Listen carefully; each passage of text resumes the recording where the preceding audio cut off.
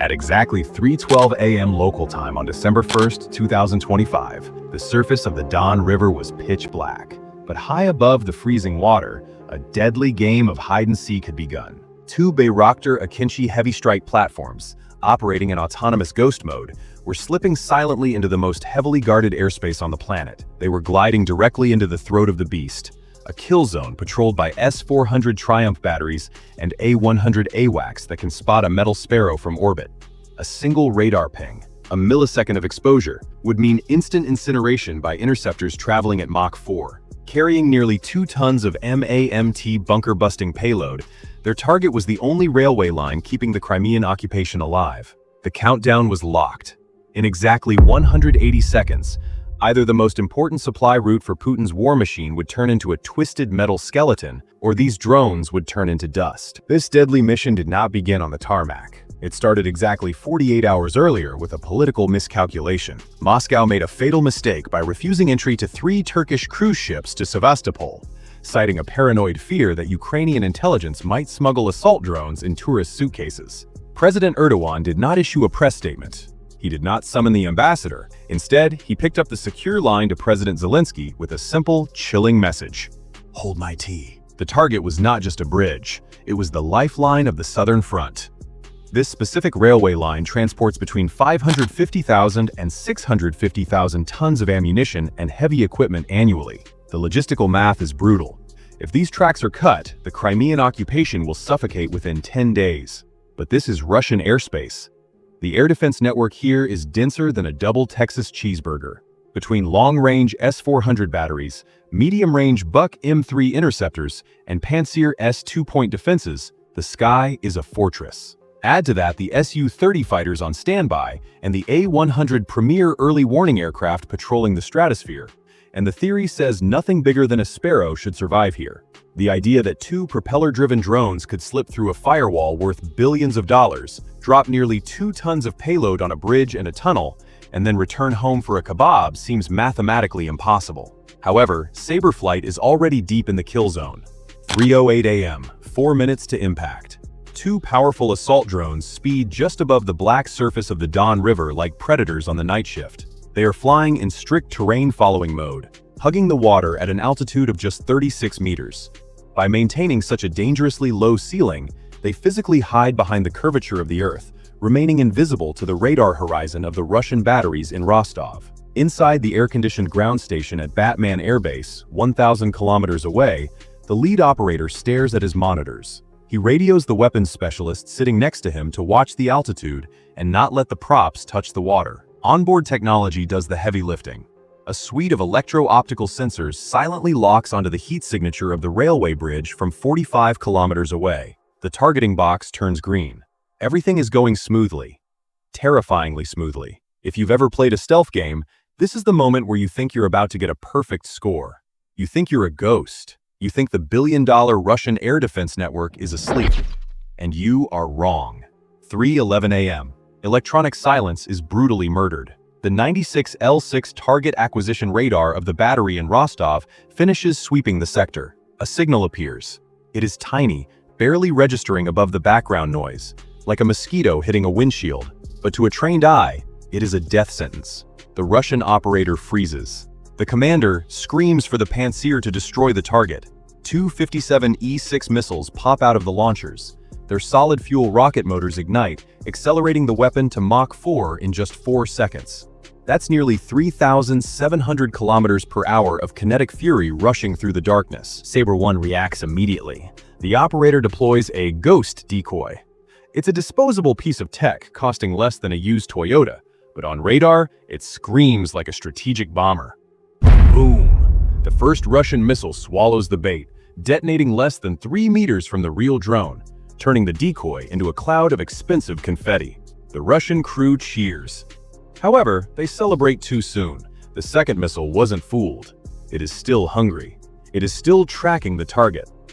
Inside the ground station, the main warning panel flashes a terrifying red lock-on message. Time to impact, 18 seconds. The stealth game is officially over. The lead operator in the ground station is as calm as if he were ordering morning coffee. He doesn't panic. He applies the laws of physics by executing a notching maneuver. Sabre-1 performs a sharp turn, positioning itself exactly perpendicular to the S-400 radar beam. Simultaneously, it ejects 4 carbon fiber canisters. They bloom in the air like metallic snowflakes, creating a cloud of millions of tiny reflectors drifting with the wind. This is the golden moment. Physics saves their lives. The Russian system uses pulse Doppler radar. It is designed to filter out the ground, trees, and buildings, ignoring anything with zero relative velocity. By turning exactly 90 degrees, the drone stops moving toward or away from the radar. To the Russian computer system, the drone suddenly ceases to exist. Its approach speed drops to 0. Effectively, it becomes a tree. The radar screen in Rostov goes white for exactly 31 seconds.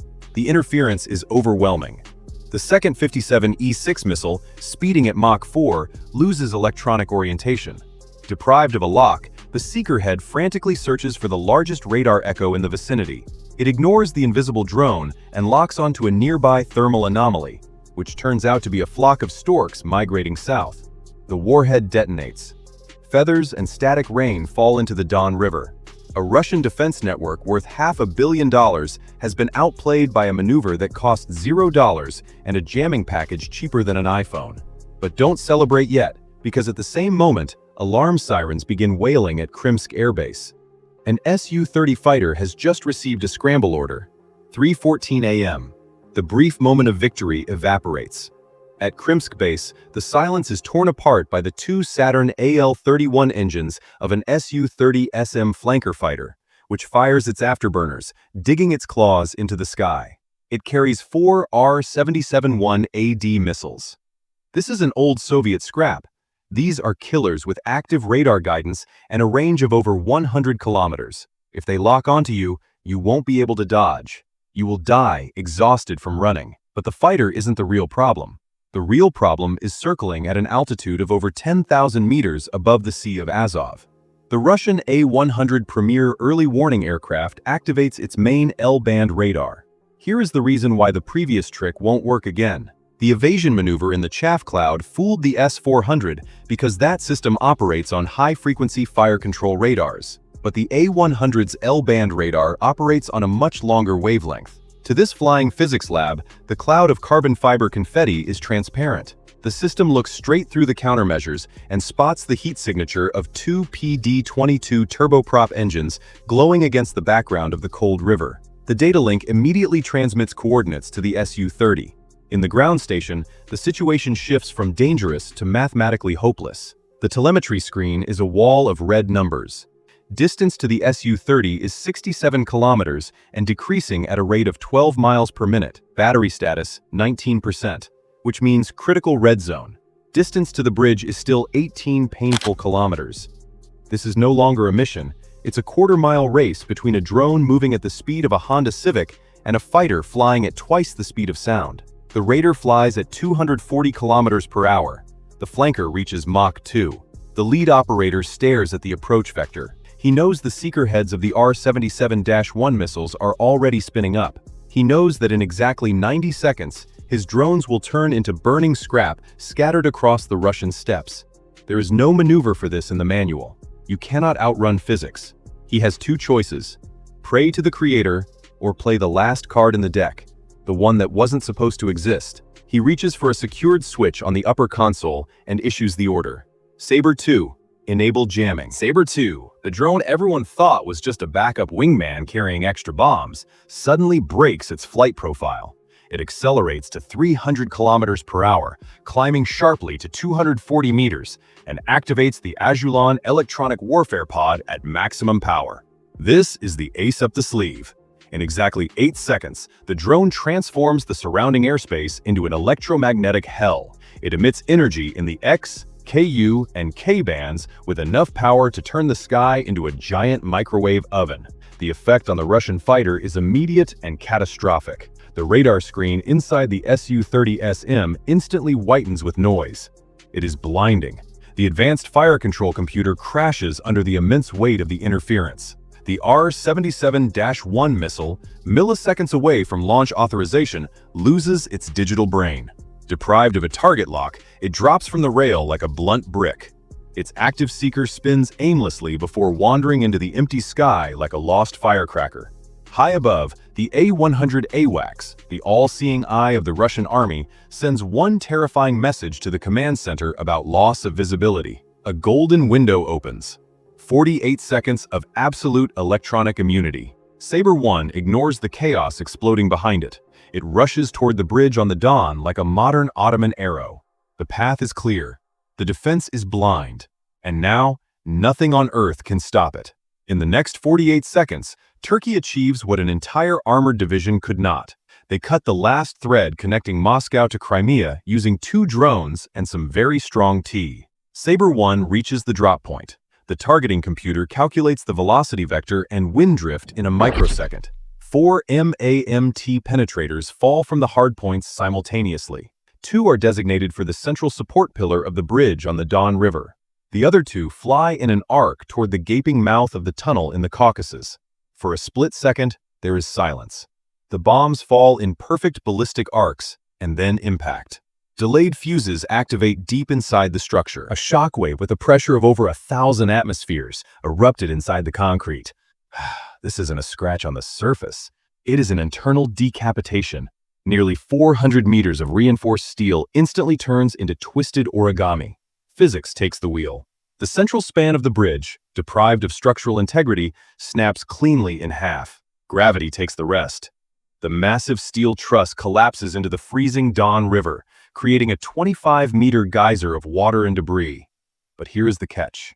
A Russian supply train loaded with 40 T-90M main battle tanks was exactly halfway across. The locomotive engineer barely has time to scream before gravity pulls 3,000 tons of armored war machine into the river. 40 tanks worth $160 million now become submarines. Meanwhile, at the tunnel in the Caucasus, the destruction is even more precise. The MAMT bombs punch through 2 meters of reinforced concrete before detonating. The explosion doesn't just block the entrance, it causes the ceiling to collapse for the first 200 meters. The nearly 7-kilometer-long tunnel is no longer a transport artery. It is a sealed tomb. The strategic shockwave travels faster than the blast itself. Within 6 hours, satellite imagery shows a logistical nightmare. 127 Russian military trains are stuck in a traffic jam on the southern rail network. They are stuck like in rush hour, with nowhere to go. The supply chain for Crimea effectively suffers cardiac arrest. The peninsula, which consumes 152mm artillery shells like oxygen, loses 70% of its ammunition supply in just 72 hours. The arteries are cut. The heart stops. And somewhere in Moscow, Putin realizes that his Black Week just got a whole lot darker. The calcification of the bridge on the Don River is not just a structural failure. It is a geopolitical earthquake that demolishes the entire premise of the current phase of the war. To understand the scale of this strike, we must look back at history. Russian military doctrine, from the Tsars to the Soviets to Putin, has always worshipped at the altar of the railway. They don't fight with finesse, they fight with iron logistics. They win by pushing more metal down the tracks than the enemy can destroy. But today, that doctrine hit a brick wall.